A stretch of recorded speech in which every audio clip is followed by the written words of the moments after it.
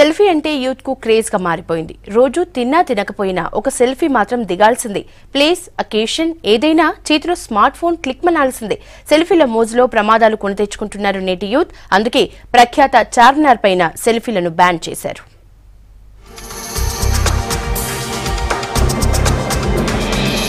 పార్టీలు, ఫంక్షన్లు, టూర్లు ఇలా ప్రతి అకేషన్ లో సెల్ఫీలు దిగడం కామన్ అయింది. చేతిలో స్మార్ట్ ఫోన్ ఉంటే చాలు, వెళ్లిన ప్రతి చోట సెల్ఫీల సందడే. కొందరు కూర్చున్నా, నిలుచున్నా సెల్ఫీలు దిగాల్సిందే. క్రేజ్ కు తగ్గట్లు సెల్ఫీల స్పెషల్ అంటూ ఆఫర్స్ ప్రకటిస్తున్నాయి మొబైల్ కంపెనీలు. అయితే సెల్ఫీల మోజు హద్దులు దాటుతోంది. ఫోటోల పేరుతో చాలా మంది ప్రమాదాలు కొని తెచ్చుకుంటున్నారు.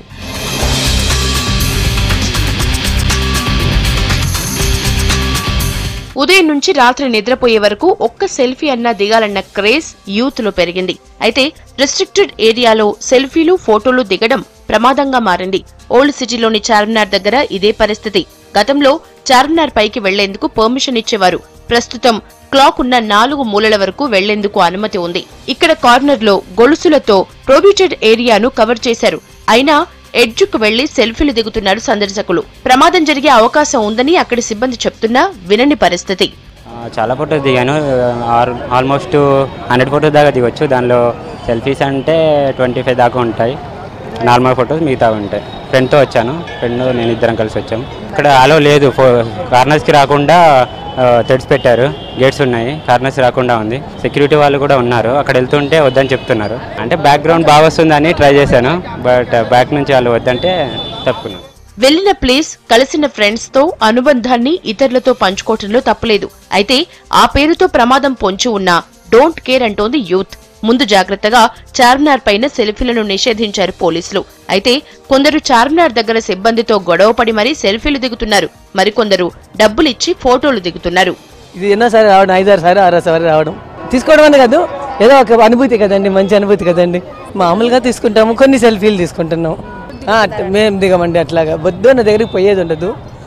ఏదో బాగాలేకుంటే చెప్తారు ఎవరైనా కానీ, మరి ఎందుకు రిస్క్ చేసుకోవడం, అంతే కదా. పిల్లకాయలు కూడా చూపించాలనే ఉద్దేశంతో మేము ఇప్పుడు అందరం ఫ్యామిలీస్ అందరం తీసుకొని వచ్చాము. మేము సెల్ఫీ దిగాము. మామూలుగా మేము ఒకరు తీసుకుంటుంటే మేము తీసుకుంటా ఉన్నాము, అట్లా తీసుకుంటా ఉన్నాము. బాగుంది. మేము మాత్రం రెస్ట్రిక్టెడ్ ఏరియా మాత్రం ఎప్పుడు పోలేదు, ఎప్పుడు పోము. పోయే వాళ్ళు ఉన్నారు, కానీ సెక్యూరిటీ వాళ్ళు మాత్రం అది అలౌ చేయడం లేదు, వద్దని చెప్తున్నారు. కొంతమంది పోతున్నారు. అది ధైర్యం చేసే వాళ్ళు పోతున్నారు, వాళ్ళ ధైర్యం బట్టి. అది వద్దన్నా వినకుండా చార్మినార్ దగ్గర సెల్ఫీలు దిగి పోలీస్ స్టేషన్ మెట్లెక్కుతున్న వాళ్ల సంఖ్య పెరుగుతోంది. రోజు ఓ 5 కౌన్సిలింగ్ ఇవ్వడంతో పాటు నెలకు 10 కేసులు నమోదు చేస్తున్నారు పోలీసులు. ఈ సెల్ఫీ మోజ్ అనేది ఒకటి చాలా క్రేజీ అయిపోయింది. సో దీనివల్ల ఏంటంటే ఏమి ఉపద్రవాలు సంక్రమిస్తాయో అవన్నిటిని మేము వాళ్ళకు తెలియపరుస్తున్నాము. సో దీనిలో భాగంగా టూరిస్ట్ ఎవరైతే వస్తారో చార్మినార్ చూడడానికి పైకి ఎక్కిన తర్వాత ఈ ఎడ్జెస్ కిటికీల దగ్గర నుంచి బయటికి వచ్చి ఇట్లా తీసుకోవడం. సో దానివల్ల ఏంటంటే ఏమాత్రం అజాగ్రత్తగా ఉన్నా పైనుంచి కింద పడిపోతే వాళ్ళ ప్రాణాలకి హాని జరుగుతుంది. సిటీలోని చారిత్రక కట్టడాలు, గోల్కొండ, టూమ్స్, బిర్లా టెంపుల్ దగ్గర పరిస్థితి ఇలాగే ఉంది. మరికొందరు డేంజరస్ ప్లేస్లలోనూ సెల్ఫీలు దిగి ప్రమాదాల బారిన పడుతున్నారు.